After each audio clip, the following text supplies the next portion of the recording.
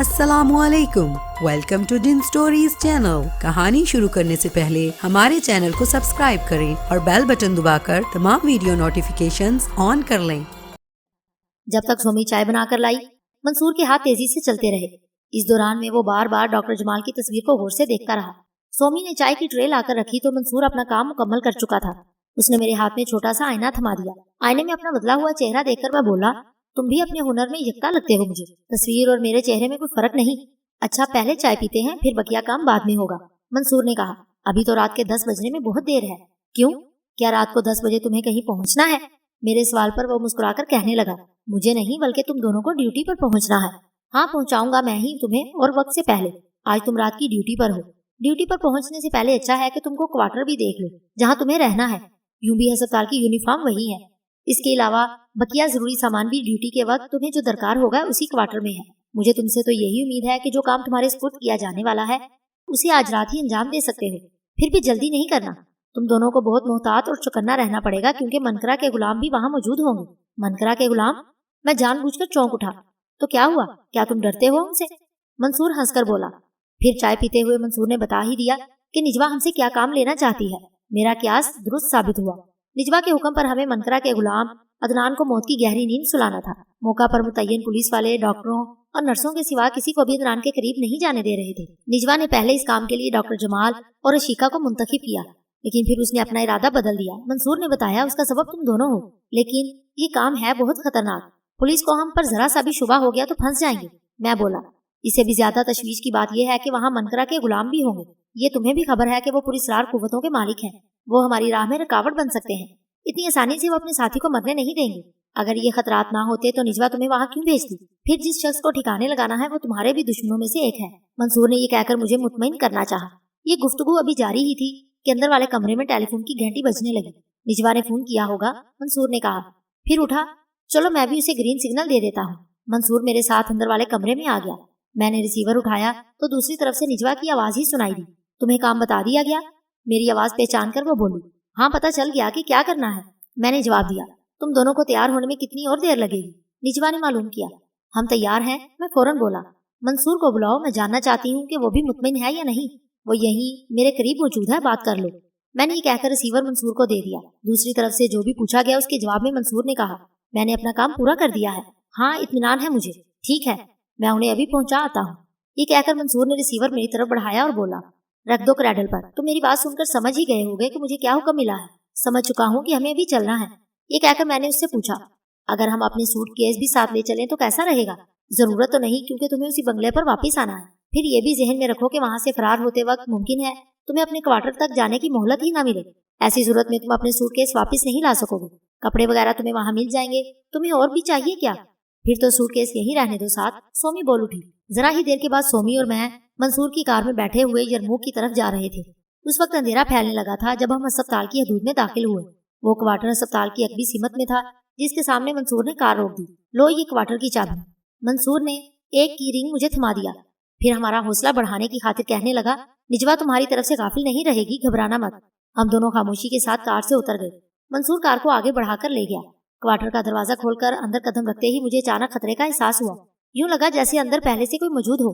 میں نے سومی کو بھی سرگوشی میں خطرے سے آگاہ کر دیا اور وہ چوکنا ہو گئی۔ رک کیوں گئے تم دونوں؟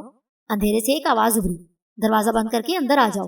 وہ آواز مجھے آشنا سی محسوس ہوئی، جیسے حال ہی میں کہیں سنی ہو۔ آواز کے ساتھ ہی میرے ذہن پر دباؤ پڑا۔ میں سمجھ گیا کہ سومی کی حالت بھی مجھ سے مختلف نہیں ہوگی۔ منصور کی تاکید بھی مجھے یاد آ گئی۔ اس نے منکرا کے غلاموں سے چوکنا اور محتاط رہنے کو کہا تھا۔ میں نے یہی مناسب خیال کیا کہ اسے فریب دینے کے لیے یہی ظاہر کروں کہ اس کی شیطانی قوت کے اثر میں آ گیا ہوں۔ پلٹ کر میں نے دروازہ بند کر دیا اور اسی وقت روشنی ہو گئی۔ سامنے ہی مجھے خواب دیدہ سی آنکھوں والا وہی آدمزاد کھڑا ہوا نظر آیا جو میرے لیے اجنبی نہیں تھا۔ یہی شخص مجھے صرافہ بازار سے عدنان کی کوٹھی پر لے گیا تھا۔ شیطانی قوت بھروئے کار لانے کے ساتھ ساتھ غالباً اس نے ہمیں دھمکانے کے لیے ریوالور بھی ہماری طرف اٹھا رکھا تھا۔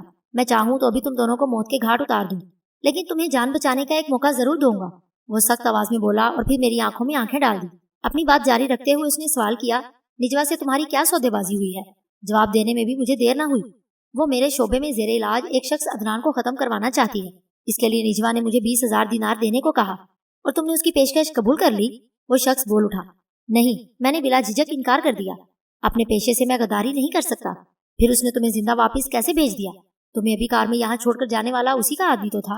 हाँ, मैंने बदस्तूर ख्वाब आलूद आवाज में इकरार किया। वो कार वाला निजवा के हुक्म पर ही हमें छोड़ने आया था। उस पुरस्कार औरत ने हमें कल तक की मोहलत दी है। अगर हमने उसकी पेशकश रद्द कर दी तो वो हमें कत्ल करवा देगी। आखिरी अल्फाज अदा करते हुए मैंने अपनी आवाज से खौफजदा होने का तासुर दिया। फिर तुमने क्या सोचा, कोई फैसला किया? खाबदीदा आंखों वाले ने इस बार नरमी से पूछा। अभी हम कोई फैसला नहीं कर सके, मैंने जवाब दिया। ये सूरत हाल हमारे लिए इंतहाई खतरनाक है। कल कल कल शाम उसका आदमी जवाब लेने आएगा। तुम यकीनन कत्ल की धमकी से डर गए हो, लेकिन एक रास्ता अब भी तुम्हारे लिए खुला हुआ है। अब इस शख्स की आवाज पुरसुकून थी। तुम खुद ही कह चुके हो कि तुम्हारा ज़मीर अपने पेशे से गद्दारी पर आमादा नहीं। कल तक दी जाने वाली मोहलत से तुम फायदा उठा सकते हो। वो किस तरह? मैंने हैरत का इजहार किया। आज रात ड्यूटी देने के बाद कल सुबह तुम छुट्टी की दरखास्त दे दो और अपने शहर वापस चले जाओ। उसने तजवीज पेश की। लेकिन उस औरत ने जो धमकी दी है, अगर उसने राहुल तुम्हारी हिफाजत करेगा। उसने पहली बार अपना नाम लिया। तुम्हें मरने नहीं दिया जाएगा। मैंने ये जाहिर किया जैसे कुछ सोच रहा हूँ। राहुल मेरी तरफ से नजरें नहीं हटाई। अदनान की कोठी से वो हंगामा राय से पहले ही चला गया था, वरना उस वक्त नजर न आता। तुम्हें इस चक्कर में फंसाने वाली ये हसीन औरत है। मुझे यकीन है कि उसी ने तुम्हें निजवा के आदमी मंसूर से मिलवाया होगा। वो फिर बोला। राहुल के क्यास की मैंने तस्दीक कर दी।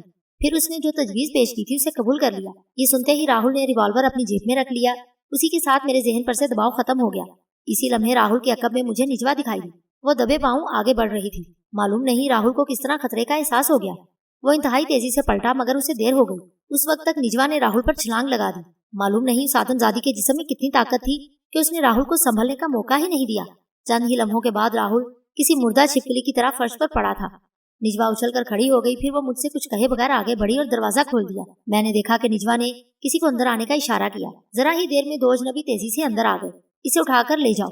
निजवा ने उन अजनबियों को हुक्म दिया जो यकीनन उसी के आदमी थे। तामील हुक्म में उन अजनबियों ने देर नहीं की। उनके पास कपड़े की एक बड़ी सी बोरी थी। राहुल को उन्होंने बोरी में डाला और फिर बोरी को उठाए हुए बाहर निकल गए। निजवा ने दरवाजा बंद किया। वह मुश्किल 2-3 मिनट गुजरे होंगे कि किसी कार का इंजन स्टार्ट होने की आवाज आई और फिर सन्नाटा छा गया। इस दौरान में निजवा खामोश रही। निजवा को मैंने इस कमरे के अंदरूनी दरवाजे से अंदर आते देखा था। ये बात मेरे लिए किसी हैरानी का सबब नहीं थी कि निजवा और राहुल इस क्वार्टर में कहां से आ गए। इन जैसे मुजरिमों के लिए किसी मक्कल क्वार्टर में दाखिल होना कौन सा मुश्किल काम था। मेरे अंदाजे के मुताबिक निजवा मुझसे फोन पर गुफ्तगू करते ही वहां पहुंच गई थी। वो अस्पताल के कहीं करीब ही होगी। राहुल शायद वहां उसके बाद आया था। ये महज एक अंदाजा था जिसका दुरुस्त होना जरूरी नहीं था। क्वार्टर के इस कमरे को देखकर पता चल रहा था कि वो बतौर नशिस्तगाह इस्तेमाल किया जाता होगा। फर्नीचर मामूली था। निजवा बड़े इत्मीनान से कुर्सी पर बैठ गई और हमें भी यही हुक्म दिया। उसने मेरी तरफ अजीब सी नजरों से देखा तो मैं चकराया। तुमने राहुल से ये झूठ कैसे बोला कि तुम्हें कल शाम तक की मोहलत दी गई है? निजवा ने मुझसे सवाल किया। मैं इससे बचने के लिए और करता भी क्या कि वो मुझे निशाने पर लिए हुए था। मैं बोला, क्या ये वही शख्स नहीं था कि जिसके हुक्म की तामील में तुम किसी मज़ाहमत के बगैर साथ चले गए थे? हाँ, ये वही था, मैंने जवाब दिया। उसे मैं पहचान गया था। फिर इस वक्त ऐसा क्या हुआ कि तुमने उसका हुक्म नहीं माना? तुम्हारे झूठ को उसने किस तरह सच समझ लिया, ये तो वही बता सकता है। मैंने लाइल्मी का इजहार किया, लेकिन वो कुछ बताने के लिए अब इस दुनिया में नहीं रहा। निजवा ने एक एक लफ्ज पर जोर देकर कहा। राहुल का मतलब भी तो यही है, कूच करने वाला। सो वो कूच कर गया। मैं इस तरह चौंका जैसे मेरे लिए कोई तला हो। वो मर गया? मेरी आवाज में हैरत थी। निजवा की गिरफ्त में आ जाने वाले मुश्किल ही से जिंदा बचते हैं, वो पुरगरूर आवाज में बोली। लेकिन तुम अभी जिंदा हो, इसलिए तुमसे पूछ रही हूँ। तुम्हें खबर है कि मनकरा के गुलाम पुरस्रार कुव्वतों के मालिक हैं। तुम्हें इसका तजुर्बा भी हो चुका है। राहुल भी उन्हीं में से एक था। फिर तुम इसे धोखा देने में किस तरह कामयाब हो गए? उस पर मैंने गहरा सांस लिया। अपनी जिन्नाती सिफात पर पर्दा डालने की एक तदबीर पहले ही मेरे जहन में आ चुकी थी। जब वो मुझे सोखुस ज़हब से अगवा करके ले गया था तो उस वक्त मेरा जहन किसी नादीदा गिरफ्त में था। मैं बताने लगा, लेकिन उस वक्त ऐसा नहीं हुआ। मुझे धमकी देने और सच उगलवाने के लिए उसने दूसरा रास्ता इख्तियार किया। उसे यकीनन ये गलत फहमी होगी कि उसके हाथ में रिवॉल्वर देखकर मैं डर जाऊंगा। सो मुझे मौका मिल गया। इस मर्तबा मैंने तुम्हारी ताकीद का ख्याल रखा और हद से तजावुज नहीं किया। यही सबब था कि मैंने उस पर हमला नहीं किया। तुम्हारा हुक्म मेरे लिए पत्थर की लकीर है। मेरे आखिरी अल्फाज का उस पर खुशगवार असर हुआ।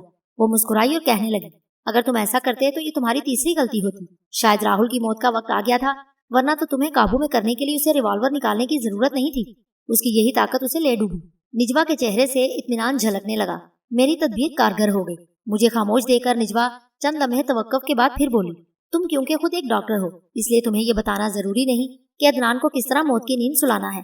उसके जख्मों की बैंडेज करते हुए भी ये काम आसानी से हो सकता है, या फिर इंजेक्शन भी एक आसान रास्ता है। ये मैं तुम पर छोड़ती हूँ। राहुल की मौत के बाद मनकरा के गुलाम चौकन्ना हो जाएंगे। अब ये जरूरी हो गया है कि आज रात ही काम हो जाए। نجوا کے آخری الفاظ کا لہجہ تحکمانہ تھا۔ پھر وہ اٹھ کھڑی ہوئی۔ اس عرصے میں نجوا نے سومی سے کوئی بات نہیں کی۔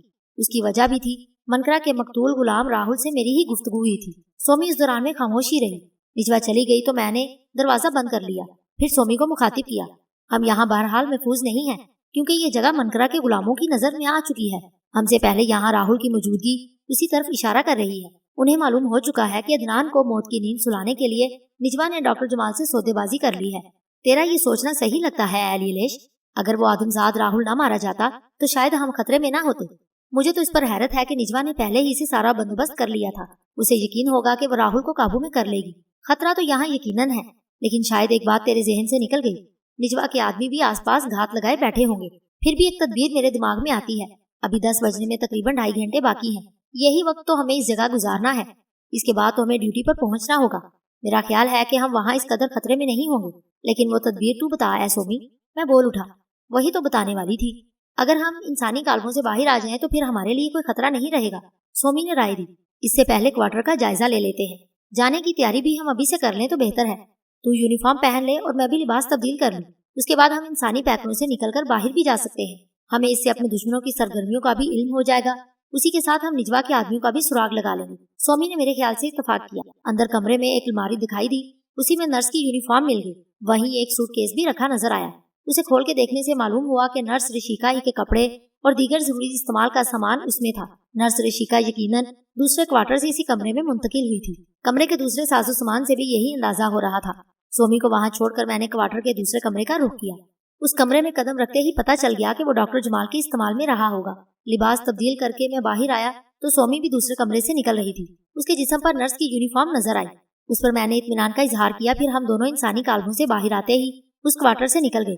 بتیاں ہم نے اس طرح جلی چھوڑ دی تھی کہ تاکہ معلوم ہو اندر کوئی موجود ہے۔ ارد گرد کا چکر لگانے کے بعد جلد ہی ہمیں وہاں کوئی مشتبہ لوگ دکھائی دیے۔ یوں لگتا تھا کہ آتے جاتے وہ ہمارے ہی کوارٹر کی نگرانی کر رہے ہیں۔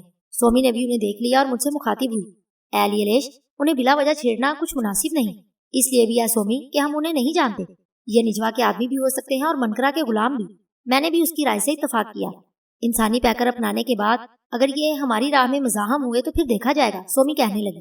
ہم ان آدمزادوں سے اتنی دور پرواز کر رہے تھے کہ ہماری باتیں سن لینا ان کے لیے ممکن نہیں تھا۔ کچھ دیر گزری تھی کہ ایک شخص کو تیز تیز قدم اٹھاتے ہوئے ہم نے اپنے کوارٹر کی جانب آتے دیکھا۔ اپنے لباس اور حلیے سے وہ کوئی ڈاکٹر معلوم ہوا۔ اس نے کوارٹر کے دروازے تک پہنچ کر اطلاعی گھنٹی کے بٹن پر انگلی رکھ دی۔ پھر وہ دروازہ کھلنے کا انتظار کرنے لگا۔ یا تو یہ آدمزاد ڈاکٹر جمال کا کوئی دوست ہے یا پھر رشیکا کا جاننے والا۔ میں نے کہا، یہ بھی ممکن ہے کہ دونوں ہی سے واقف ہو۔ اس کا تعلق اسی اسپتال سے لگتا ہے۔ مجبوراً ہمیں دوبارہ کوارٹر میں جا کر انسانی پیکر اپنانا پڑیں گے۔ آ چل۔ بتیاں جلنے کے باوجود اگر ہم نے اس کے لیے دروازہ نہ کھولا تو نگرانی کرنے والے شک میں مبتلا ہو سکتے ہیں، جو شاید مناسب نہ ہو۔ میں یہ کہتے ہی کوارٹر کی طرف لپکا۔ سومی میرے ساتھ ہی تھی۔ اندر آتے ہی ہم نے انسانی قالب اپنائے اور پھر دروازہ کھول دیا۔ اس سے پہلے میں سومی کو اندر جانے کا اشارہ کر چکا تھا۔ تم نے بڑی دیر لگا دی دروازہ کھولنے میں ڈاکٹر جمال، نوارت بے تکلفی کے ساتھ مجھ سے مخاطب ہوا۔ تمہاری ڈیوٹی کے وقت میں تو ابھی دیر ہے، مگر دیکھ کر یہی لگتا ہے جیسے تیار بیٹھے ہو۔ رشیکا کہاں ہے؟ میں نے اس عرصے میں اس کے ذہن پر توجہ دے کر پتہ لگا لیا تھا کہ وہ کون ہے۔ وہ رشیکا کے آشناؤں میں سے ایک تھا۔ آؤ اندر آ جاؤ ڈاکٹر ارسلان۔ میں ایک طرف ہٹ گیا۔ رشیکا کو بلاتا ہوں ابھی، اس نے اندر آتے ہوئے کہا۔ کچھ ہی دیر پہلے مجھے معلوم ہوا کہ رشیکا تمہارے کوارٹر میں منتقل ہو چکی۔ تم دونوں کے آخری ارادے کیا ہیں؟ یہ تو تمہیں رشیکا ہی بتا سکتی۔ میں نے مسکرا کر جواب دیا اور پھر سومی کو بلانے کے بہانے اندر چلایا۔ سومی تیزی سے میرے قریب آ گئی تو میں نے سرگوشی میں اسے ڈاکٹر ارسلان کے متعلق بتا دیا۔ معلوم نہیں یہ بد کردار نرس مجھے کس عذاب سے دوچار کروائے گی۔ سومی بڑبڑائی اور میرے ساتھ چل دی۔ نشست گاہ میں آتے ہی ڈاکٹر ارسلان نے اسے چپتی ہوئی نظروں سے دیکھ کر کہا، مجھے تم نے ہوا بھی نہیں لگنے دی اور یہاں آ گئی۔ بس یکسانیت سے جی بھر گیا تھا، سو میں نے ڈاکٹر جمال سے درخواست کی اور یہ مجھے اپنے ساتھ رکھنے پر آمادہ ہو گئی۔ سومی بیٹھتے ہوئے بولی، یہ تو خیر تمہاری پرانی عادت ہے، تم ایسے پرندوں میں سے ہو جو آشیانے بدلتے رہتے ہیں۔ ڈاکٹر ارسلان کا لہجہ معنی خیز تھا۔ لیکن ڈاکٹر جمال کو اس پر تم نے کس طرح راضی کر لیا؟ میرے لیے یہ امر ضرور تعجب خیز ہے۔ وہ میری طرف سوالیہ نظروں سے دیکھنے لگا۔ تمہیں خبر ہے ڈاکٹر ارسلان کہ رشیکا کا تعلق میرے ہی شہر سے ہے، اس سے میری رشتہ داری بھی ہے۔ سومی کی بجائے میں بول اٹھا۔ اس کے باوجود مجھے رشیکا کے ذاتی معاملات سے کوئی سروکار نہیں۔ تم شاید کسی غلط فہمی کا شکار ہو۔ مجھے تم اچھی طرح جانتے ہو، میں اس طرح کا آدمی نہیں جن کا ظاہر و باطن مختلف ہوتا ہے۔ تم تو سنجیدہ ہو گئے ڈاکٹر جمال۔ میرا مقصد یہ نہیں تھا۔ ڈاکٹر ارسلان کا لہجہ معذرت خواہانہ تھا۔ مجھے تو رشیکا سے گلا تھا کہ اس نے پہلے سے کچھ نہیں بتایا۔ قربت ہونے پر بھی کوئی بات کسی دوسرے کی زبانی معلوم ہو تو دھچکا لگتا ہے۔ اگر میں نے پہلے سے ہی یہ سوچا ہوتا تو تمہیں بتا دیتی۔ سومی نے وضاحت کی۔ अचानक ही जहन में ये बात आई और मैंने डॉक्टर जमाल को राजी कर लिया। तुम्हारी ड्यूटी तो डॉक्टर जमाल के साथ 10 बजे शुरू होगी, अभी से यूनिफॉर्म क्यों पहन ली? लिबास तब्दील कर लो, कहीं घूम कर आते हैं। मुझे भी तो रात को ड्यूटी देनी है। दोनों वक्त पर पहुंच जाएंगे। बोलो क्या ख्याल है? डॉक्टर अरसलान ने पेशकश की। फिर कभी सही डॉक्टर, आज तबीयत कुछ ठीक नहीं। गुज़श्ता रात को ड्यूटी देकर आने के बाद नींद भी ठीक से नहीं आई। सोमी ने बहाना बना दिया। देखने में तो तुम तरोताजा लग रही हो। खैर तुम्हारी मर्जी, चलता हूँ मैं, रात को मुलाकात होगी। चंद जुबानी जुमलों के सिवा डॉक्टर अरसलान ने न शाइस्तगी का सबूत नहीं दिया और चला गया, वरना उसे असर में लेना पड़ता। एक आदमजादी के शौक आवारगी की सजा तुझे मिल रही है सोमी, मैं हंसकर बोला। पहले से अगर ये खबर ना होती तो शायद उसके अल्फाज सुनकर मैं खुद पर काबू ना रख पाती। ये भी ICU यानी इंतहाई निगहदाश्त के शोबे में है। रात को भी तुझे उसको भुगतना होगा है सोमी, मैंने बताया। इस वक्त तो मैंने उसे छोड़ दिया है अलीलेश, लेकिन रात को नहीं बख्शूंगी। क्या करेगी तू? मैंने पूछ लिया कि कहीं वो कोई गलत कदम ना उठा बैठे। उसे अपने असर में लेकर सारा खुन्नास दिमाग से झाड़ दूंगी। हाँ, इसका इलाज यही है। वैसे मेरा ख्याल यह है कि ड्यूटी के दौरान मैं और मेरी मौजूदगी के सबब वो किसी गैर जिम्मेदाराना हरकत का मुर्तकब नहीं होगा। मैंने ये कहकर सोमी को मुतमईन किया और बोला, इस क्वार्टर में मजीद वक्त गुजारने के हम पाबंद तो नहीं है सोमी। हम ये क्वार्टर मकफल करके कहीं चलते हैं, बत्तियां भी बुझा देते हैं। ड्यूटी के वक्त पर हम इंतहाई निगहदाश्त के शोबे में पहुंच जाएंगे। जो लोग इस क्वार्टर की निगरानी कर रहे हैं उन्हें जरूर जल देना पड़ेगा ताकि वो हमारे पीछे ना आ सके। ये कोई ऐसा मुश्किल काम नहीं। हम यहाँ मौजूद किसी भी इमारत की आड़ लेकर इंसानी कालिब छोड़ देंगे। अगर पुलिसरार तौर पर यहाँ से गायब हो गए तो निजवा के आदमी शक में पड़ जाएंगे। निगरानी करने वालों पर हमें ये जरूर जाहिर करना है कि हम उनके सामने यहाँ से गए हैं।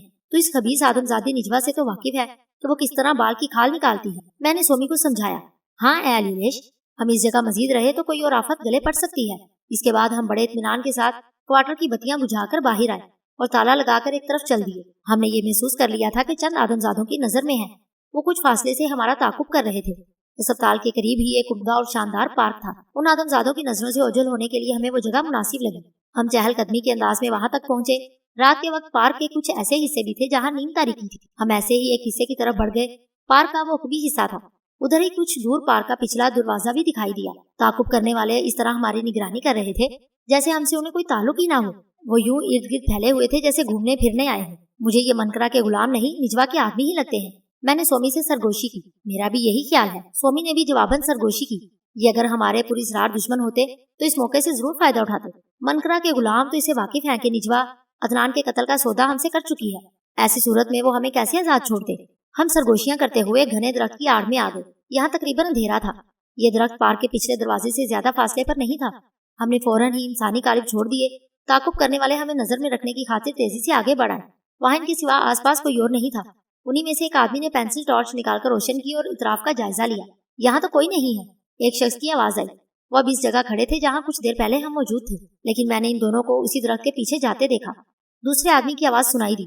ऐसा लगता है कि वो पार्क के अकवी दरवाजे से बाहर चले गए। निजवा का हुक्म है कि उन्हें बाहर सूरत नजर में रखा जाए। अगर वो दुश्मनों के हथे चढ़ गए तो बहुत बुरा होगा। आओ जल्दी करो। वो ज्यादा दूर नहीं गए होंगे। मालूम नहीं उन्हें क्या सूझी के क्वार्टर से निकल आए। फिर वो सभी तकरीबन दौड़ते हुए पार्क के अकवी दरवाजे से निकल गए। हम अभी उसी पार्क में थे। ऐ सोमी, अगर हमें इन आदमजादों से अपनी हकीकत छुपाना मकसूद ना होती तो इतनी तगदो की जरूरत ना पड़ती। मैं बोला, जो काम अंजाम देने में इतने घंटों लगते हैं हम उसे लम्हों में निपटा सकते हैं। चेहरों की तब्दीली इन आदमजादों के लिए देर तलब मसला है, हमारे लिए नहीं। इसी तरह किसी बेहोश आदमजाद को मौत की नींद सुला देना भी हमारे लिए मुश्किल नहीं। वक्त सिर्फ ये है कि हमें खुद को उन्हीं की तरह आदमजाद जाहिर करना है। ये मजबूरी भी इस वक्त तक है कि हम सही राह पर ना लग जाएं। अभी तो हमें निजवा की आड़ लेकर अपने दुश्मनों से नबूद आजमा होते रहना है। तकरीबन 1 घंटा हमने उसी पार्क में गुजारा, फिर अस्पताल का रुख किया। ड्यूटी का वक्त शुरू होने में अब चंद मिनट बाकी रह गए थे। अस्पताल में हमें एक गोशा नजर आया कि जहाँ कोई नहीं था, तो हमने इंसानी कालिब अपना ली। इंतहाई निगहदाश्त के शोबे तक पहुँचते हुए हम बेहद मोहतात और चौकन्ना रहे। इस शोबे का निगरान प्रोफेसर एक रोज की छुट्टी पर था। उसका इल्म मुझे ड्यूटी में जाकर हुआ। निगरान प्रोफेसर का नायब होने के सबब मुझ ही को वार्ड का दौरा करना था। डॉक्टर अरसलान और 2 डॉक्टर वहाँ पहले से ही मौजूद थे। उन्होंने मुस्कुराकर मेरा इस्तकबाल किया। मैंने ड्यूटी रूम में मौजूद अलमारी से जरूरी सामान निकाल लिया। सोमी भी इसमें मेरी मदद कर रही थी। मुझे जिस शय की तलाश थी जल्द ही मिल गई। इस छोटी सी शीशी पर वाज़ेह और सुर्ख अल्फाज में पॉइजन यानी जहर छपा हुआ था। मैंने वो शीशी भी इस ट्रे में रख दी जो सोमी उठाए हुए थी। वार्ड का दौरा करता हुआ जल्द ही मैं इस जगह आ गया जो अपनी चश्मे तसव्वुर से देख चुका था। सोमी ट्रे उठाए हुए मेरे साथ थी। दूर ही से मुझे उस अलग थलग हिस्से में पुलिस वाले खड़े नजर आ गए। कपड़े के स्टैंड इस बेड की तीनों जानब मौजूद थे कि जिस पर मनकरा के गुलाम अदनान बेहोश पड़ा था। चौथी सिम दीवार थी। पुलिस वाले एक तरफ हट गए और मैं स्टैंड को जरा सा खिसकाकर आगे बढ़ा। सोमी मेरे अकब में थी। मैंने बड़े इत्मीनान से एक सिरिंज में जहर भरा। मुझे मरीज की कहीं हिस्ट्री देखने की जरूरत भी क्या थी। ट्रे में जहर की खाली शीशी डालकर मैंने दरान के चेहरे पर नजर डाली और उसके बाजू में इंजेक्शन लगाने को झुका। एन उसी लम्हे पीछे से भारी कदमों की आवाज आई। इससे पहले कि मैं कुछ समझ सकता, पुलिस इंस्पेक्टर ने मेरी दाएं कलाई पकड़ ली और कहा, डॉक्टर तुम इसके जिस्म में जहर नहीं उतार सकते। पलटकर मैंने उसकी तरफ देखा तो सन्नाटे में रह गया। चेहरे में तब्दीली जरूर थी, मगर मैं अपने पुरस्कार दुश्मन नजीब की बुरी आंखों को कैसे भूल जाता, उसकी आवाज को मैं कैसे नजरअंदाज कर देता। पुलिस इंस्पेक्टर की वर्दी में यकीनन वो नजीब ही था जिसे मैंने उसकी आवाज और आंखों से पहचान लिया। अपने एक साथी को मौत के मुंह में जाने से बचाने की खातिर मनकरा के गुलामों ने क्या तदबीर इख्तियार की थी जाहिर हो गई। फिर भी मुझे ये तवक्को नहीं थी कि नजीब खुद मेरे मुकाबिल आ जाएगा। ये वही था कि जिसने कराची में मुझे किसी कीड़े की तरह मसलकर फेंकने की धमकी दी थी। उसकी वजह से मैं बगदाद आया था। नजीब को देखकर वक्ती तौर पर मेरे जहन को झटका जरूर लगा, लेकिन मैंने फौरन ही खुद पर काबू पा लिया। इस खतरनाक आदमजात की तमाम तर तवज्जो मुझ पर थी। सोमी की तरफ से वो गाफिल ही रहा, जिसने सूरत हाल की संगीनी का अंदाजा कर लिया और तेजी के साथ पीछे हट गई। सोमी को कुछ कर गुजरने का मौका देने के लिए मैंने पुरसुकून आवाज में नजीब से कहा, तुम्हें गलत फहमी हो गई है इंस्पेक्टर, मेरी कलाई छोड़ो। इधर देखो डॉक्टर, मेरी तरफ। नजीब ने मेरी कलाई पर गिरफ्त कायम रखी। उसके लहजे में हुक्म था, आंखों में आंखें डालकर बात करो। उसकी बुरी आंखों पर एक नजर डालते ही मैंने इधर से निगाह फेर ली। मनकरा के गुलामों का ये हरबा अब मेरे लिए नया नहीं रहा था। इस तरह वो मेरे जहन को अपनी गिरफ्त में लेने की कोशिश करता या फिर मुझ पर कोई और शैतानी अमल आजमाता। मैंने इसीलिए ये खतरा मोल नहीं लिया। मैं तुम्हें इत्मीनान दिला दूंगा इंस्पेक्टर कि इस सिरिंज में जहर नहीं, मैं धीमी आवाज में बोला। यही वो लम्हा था कि जब मैंने सोमी को नजीब के अकब में पहुंचकर इंसानी कालब से बाहर आते देखा। फिर बैक वक्त कई बातें एक साथ हुई। मैंने झटका देकर नजीब से अपनी कलाई छुड़ा ली। उसी लम्हे सोमी ने नजीब की गर्दन दबोच ली। तेजी के साथ मैंने सिरिंज की सुई अदनान के बाजू में उतार दी। जहर उसके जिस्म में दाखिल हो गया। वो सिरिंज और ट्रे से जहर की शीशी उठाकर मैंने अपनी जेब में डाल ली। गैर मुतवक्का और अचानक हमले की वजह से नजीब अपने हवास खो चुका था। उसे भी सफरे आखिरत पर रवाना कर देना हमारे लिए मुश्किल न होता, लेकिन बावजूद हमने ऐसा नहीं किया। ये मामला अब सिर्फ नजीब की हद तक नहीं रहा था, बल्कि नजीब को इस वक्त रास्ते से ना हटाने के और भी असबाब थे। इनमें से एक वजह निजवा थी। सोमी ने नजीब को आहिस्तगी से जमीन पर लिटाते ही इंसानी कालिब अपना लिया और मेरे साथ ट्रे उठाए बाहर आ गई। मुसल्ला पुलिस वाले पर्दों से किसी कदर फासले पर खड़े थे। हम उनके करीब से गुजरे तो एक पुलिस वाले ने मुझसे पूछा, क्या इंस्पेक्टर साहब अंदर है? हाँ, मैं जवाब देता हुआ आगे बढ़ गया। एक वार्ड बॉय सामने से आता दिखाई दिया तो मैंने सोमी से सरगोशी की, ट्रे इसे दे दो कि ड्यूटी रूम में पहुंचा दे, अब हमारा मजीद रुकना खतरनाक है। सोमी ने इस बात में सर हिलाया। फिर वार्ड बॉय करीब आ गया तो मेरे कहने के मुताबिक ट्रे उसे थमा दी। डॉक्टर अरसलान से कहना हम दोनों अभी आते हैं, मसलहतन मैंने वार्ड बॉय से कह दिया। वार्ड बॉय वापिस हो गया तो मैं तेज कदमी से एक तरफ बढ़ा। सोमी ने भी मेरी तकलीद की। वार्ड से निकलकर हम चंद ही कदम चले होंगे कि चौंक उठे। मुझे मंसूर की झलक नजर आई जो तेजी से एक स्टोन की आड़ में हो गया। हम ऐसे बन गए जैसे उसे देखा ही नहीं। आसपास ही निजवा के दूसरे आदमी भी नजर आए जो हमारी निगरानी कर रहे थे। मैंने सोचा था वहां से फरार होने के लिए हमें इंसानी काल्बों से बाहर आना पड़ेगा, लेकिन अब ऐसा करना खतरे से खाली नहीं था। इसके लिए हमें एक बार फिर निजवा के आदमियों को जल देना पड़ता। सो मैंने सरगोशी में सोमी को अपने इरादे से बाखबर कर दिया। हमने कुछ ही फासला तय किया था कि हमारे अकब में कदमों की चाप उभरी। दबे कदमों हमारे पीछे आने वाला मंसूर था। ओपीडी की इमारत के सामने पहुंचो, मंसूर धीमी आवाज में ये कहता हुआ हमारे करीब से गुजर गया। मंसूर की हिदायत के मुताबिक हम इत्मीनान के साथ आगे बढ़ते रहे। मंसूर हमारे आगे आगे ही चल रहा था। कुछ फासले से निजवा के आदमी भी हम दोनों को जैसे घेरे में लिए हुए बढ़ रहे थे। यकीनन निजवा ने वहां से बाहिफाजत हमारे फरार होने का बंदोबस्त कर दिया था। मुकर्ररा जगह पहुंचकर मंसूर जब लंबी सी एक कार के करीब रुका तो मैं चौंक उठा। ये वही कार थी कि जिसमें निजवा हमें होटल फर्नांडस से ले गई थी। कार के धुंधले शीशे चढ़े हुए थे। मंसूर ने हमारे लिए कार का पिछला दरवाजा खोल दिया। अंदर अंधेरा था। मंसूर आगे बैठ गया। कार की पिछली सीट पर बैठते ही हमने दरवाजा बंद कर लिया। अस्पताल की हदूद से निकलने तक कार में खामोशी छाई रही। मैं भी दानिस्ता कुछ नहीं बोला। कार तेज रफ्तारी से सफर तय करती रही। साथ निजवा की आवाज सुनाई दी, मुझे यकीन है कि तुम्हारे स्पुर्द जो काम किया गया था तुम अंजाम दे चुके हो। उसका लहजा तस्दीक तलब था। मैंने जवाब में कहा, हाँ निजवा, हमने देर नहीं की क्योंकि बकिया बातें इत्मीनान से बैठकर होंगी। निजवा ने मेरी बात काट दी। फिलहाल इतना बता देना काफी है। मैं चुप हो गया। ये सफर उसी बंगले पर खत्म हुआ जहाँ से दिन ढले हम चले थे। कार से उतरते हुए निजवा ने मंसूर को मुखातिब किया, तुम जाओ और इन्हें भी अपने साथ ही ले जाओ, अब इनकी जरूरत नहीं रही। मंसूर वापसी के लिए मुड़ा तो कुछ ही दूर मुझे 2 कारें खड़ी हुई नजर आईं। उन कारों में गालिबन निजवा के वही आदमी सवार थे जिन्होंने हमारी निगरानी की थी। बंगले के अंदर निश्चित गाह में आते ही निजवा ने हमारे चेहरों से डॉक्टर जमाल और नर्स रशीका का मेकअप खत्म किया। फिर उसने हमसे लिबास तब्दील करने के लिए कहा। جلد ہی ہم لباس تبدیل کر کے نشست گاہ میں آ گئے۔ نجوا اس وقت بہت پرسکون نظر آ رہی تھی۔ عدنان کو موت کے گھاٹ اتارنے میں کوئی دشواری تو نہیں ہوئی؟ نجوا نے پہلا سوال کیا۔ کیوں نہیں، میں بولا۔ وہاں پولیس انسپیکٹر کی وردی میں نجیب بھی موجود تھا۔ میں نے گویا اپنی دانش میں انکشاف کیا۔ معلوم ہے مجھے، نجوا نے اس طرح کہا جیسے کوئی خاص بات نہ ہو۔ تم تو یہ بتاؤ کہ اس نے تمہیں روکنے کے لیے کیا قدم اٹھایا؟ وہ اچانک پردوں کے اندر آ گیا تھا۔ عدنان کے بازو میں زہریلا انجیکشن لگانے کے لیے میں جھکا ہی تھا۔ جو کچھ ہوا میں نے تفصیل کے ساتھ بیان کر دیا۔ پورے واقعے میں صرف اس پر میں نے پردہ ڈالا کہ سومی کو ایک انسانی پیکر سے باہر آنا پڑا تھا۔ میرے خاموش ہوتے ہی نجوا نے سومی کو مخاطب کیا۔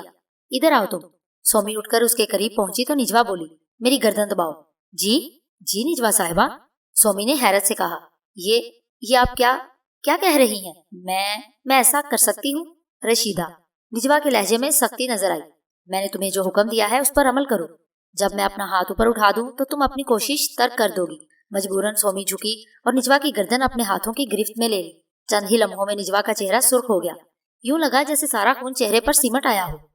پھر اس کا دایاں ہاتھ اٹھا، اسی کے ساتھ جیسے سومی کو کسی انجانی قوت نے پیچھے کی طرف اچھال دیا۔ سومی میرے قریب فرش پر گری۔ میں نے اسے سہارا دے کر اٹھایا۔ نجوا اپنی گردن سہلاتے ہوئے گہرے سانس لینے لگی۔ میرا انداز نشست ایسا تھا کہ اس عجیب واقعے کے دوران میں نجوا اور سومی دونوں ہی پر نگاہ رکھ سکتا تھا۔ میں نے آخری لمحات میں ہاتھ اٹھانے سے پہلے نجوا کے ہونٹ ہلتے دیکھ لیے تھے۔ سومی کا جسم کسی شیطانی عمل کے نتیجے میں اس طرح اچھلا جیسے گویا اسے بجلی کا جھٹکا لگا ہو۔ اس کا انسانی پیکر اب تک کانپ رہا تھا۔ تم ٹھیک تو ہو رشیدہ؟ گھبرانے کے باوجود مجھے سومی کو اس کے فرضی نام سے مخاطب کرنا یاد رہا۔ ہاں، سومی نے ہانپتے ہوئے جواب دیا۔ اس کے چہرے کی رنگت واپس آنے لگی۔ سومی اور نجوا دونوں ہی کو اعتدال پر آنے میں تھوڑا وقت لگا۔ پھر نجوا ہی خود کلامی کے سے انداز میں بڑبڑائی، ممکن ہے، ایسا ممکن ہے۔ ہو سکتا ہے نجیب کو اتنی مہلت نہ مل سکی ہو کہ وہ اپنا بچاؤ کرتا۔ اس کی توجہ ساتھ پر تھی۔ نجوا جیسے اسپتال میں پیش آنے والے سنسنی خیز لمحات کا تصور کرنے لگی۔ اسی وقت دبے پاؤں رشیدہ اس کے پیچھے پہنچ گئی اور نجیب کی گردن اسی طرح اپنے ہاتھوں کے آہنی شکنجے میں کس لی۔ گرفت واقعی بہت سخت تھی۔ سو یوں نجیب ہوش کھو بیٹھا۔ اس نے ساری کڑیاں خود ہی جوڑ لی۔ میں نے رشیدہ کے بارے میں منصور سے غلط نہیں کہا تھا کہ یہ دوسری نجوا بن سکتی ہے، مگر وہ ایک دم چپ ہو گئی۔ نجوا کے چہرے کا جائزہ لیتے ہوئے میں پورے دھیان سے اس کے الفاظ سنتا رہا۔ اچانک اس کا خاموش ہو جانا میرے نزدیک معنی خیز ہی تھا۔ جب نجیب قطعی بے بس تھا تو تم نے اسے بھی راستے سے کیوں نہیں ہٹا دیا ساتھ؟ نجوا ایک دم مجھ سے مخاطب ہوئی۔ تم نے مجھے صرف عدنان کو موت کی نیند سلانے کا حکم دیا تھا۔ میں نے اسی لیے حد سے تجاوز نہیں کیا۔ میں بلا جھجک بولا، یہ تمہارے حکم کی خلاف ورزی ہوتی۔ یقیناً۔ نجوا کے ہونٹوں پر مسکراہٹ بکھر گئی۔ ساتھ اب تم راہ راست پر آتے جا رہے ہو۔ تم خوش نصیب ہو کہ رشیدہ جیسی عورت تمہاری بیوی ہے۔ اس کی صلاحیتیں مجھ پر دھیرے دھیرے کھل رہی ہیں۔ اگر یہ اسپتال میں تمہارے ساتھ نہ ہوتی تو شاید نجیب تمہیں زندہ نہ چھوڑتا۔ میں نے یہ بھی اچھا ہی کیا نجوا کہ نجیب کے چہرے کا میک اپ ختم کر دیا۔ میں داد طلب انداز میں کہنے لگا۔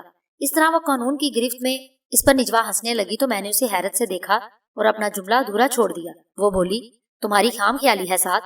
منکرا کا وہ غلام کہ جس کا نام نجیب ہے کبھی کچی گولیاں نہیں کھیلتا۔ موقع پر موجود پولیس والوں کی ملی بھگت کے بغیر اس نے یہ خطرناک قدم نہیں اٹھایا ہوگا۔ جب تم ڈاکٹر جمال بن سکتے ہو تو کیا وہ کسی پولیس انسپیکٹر کی جگہ نہیں لے سکتا؟ خود پولیس والوں کی مدد سے منکرا کے غلام اب تک اسے وہاں سے اٹھا کر لے جا چکے ہوں گے۔ ہاں، میں تم سے ایک بات پوچھنا تو بھول ہی گئی۔ نجوا کو جیسے کچھ یاد آ گیا۔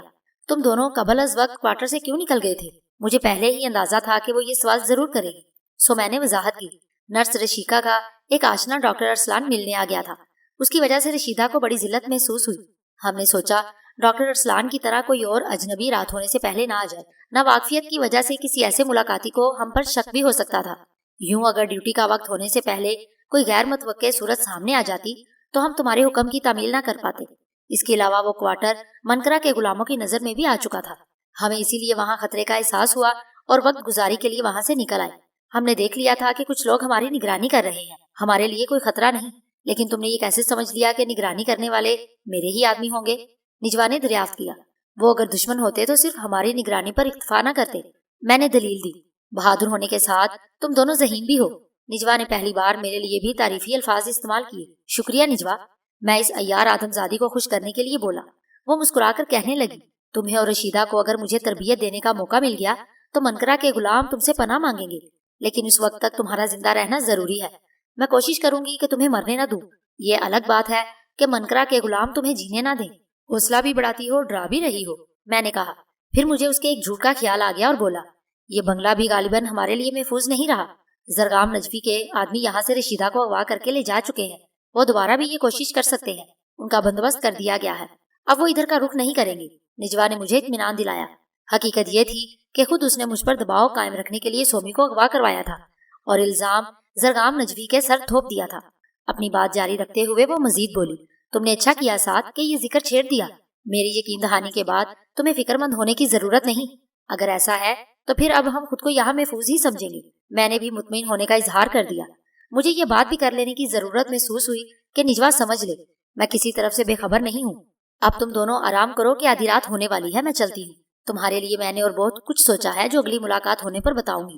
اور اگلی ملاقات کب ہوگی؟ میں نے پوچھ ہی لیا۔ ابھی کچھ طے نہیں، نجوا جواب میں بولی۔ فی الحال تو مجھے ڈاکٹر جمال اور اس نرس رشیکا کے معاملے کو سنبھالنا ہے، عدنان کے قتل کا الزام تو انہی پر آئے گا، میں بول اٹھا۔ نجوا جن لوگوں سے کام لیتی ہے انہیں کبھی اس طرح بے سہارا نہیں چھوڑتی، وہ دونوں تو آج رات ڈیوٹی پر پہنچنے سے پہلے ہی چھٹی کی درخواست دے چکے تھے۔ وہ مسکرائی، لیکن انہیں تو ڈاکٹر ارسلان اور اسپتال کے دیگر عملے نے بھی دیکھا تھا، جنہیں دیکھا گیا کوئی اور ہوں گے۔ وہ نجوا معنی خیز انداز میں ہنسی۔ جس وقت عدنان کا قتل ہوا ڈاکٹر جمال رشیکا کے ساتھ بابل کے ایک ہوٹل میں ٹھہرا ہوا تھا، وہ دونوں وہاں سارے قدیمہ کی سیر کرنے گئے تھے۔ تمہیں تو معلوم ہوگا کہ بابل یہاں سے تقریباً 15 میل ہے۔ آج شام چھٹی کی درخواست دے کر ان کے لیے بابل پہنچنا کون سا مشکل تھا۔ پولیس کی تفتیش کے نتیجے میں جب یہ ظاہر ہوگا تو منکرا کے غلام بوکھلا اٹھیں گے۔ جب تم سبھی کچھ طے کر چکی ہو تو پھر کیا سنبھالنا باقی ہے؟ بے ساختہ میری زبان پر یہ سوال آ گیا۔ ساتھ یہ تمہارے سوچنے کی باتیں نہیں، تم ان میں دماغ نہ کھپاؤ۔ نجوا یہ کہتے ہی اٹھ کر کھڑی ہو گئی۔ میں اس کے ساتھ چل دیا اور بنگلے کا گیٹ بند کر کے واپس آ گیا۔ اندر آتے ہی میں نے سومی کو مخاطب کیا، کم از کم آج رات ہماری ہے اے سومی۔ میں سمجھی نہیں علی الیش کہ تیری بات کا مقصد کیا ہے۔ نجوا کو یہ خیال بھی نہیں آئے گا کہ ہم آج رات ایک مارکا انجام دینے کے بعد اس بنگلے سے کہیں جا سکتے ہیں، ہمیں اس موقع سے فائدہ اٹھانا چاہیے۔ میں وضاحت کرنے لگا اور پھر میرے ذہن میں جو بھی تھا سومی کو بتا دیا۔ ذرا ہی دیر میں ہم بنگلے کی روشنیاں گل کر کے انسانی پیکروں سے باہر آ گئے۔ ہم جن ذات کسی کو تلاش کرنے کے بہت سے عمل جانتے ہیں۔ بغداد کے اس قدیم علاقے کا نام بغدادیہ تھا کہ جہاں پرواز کرتے ہوئے ہم پہنچے۔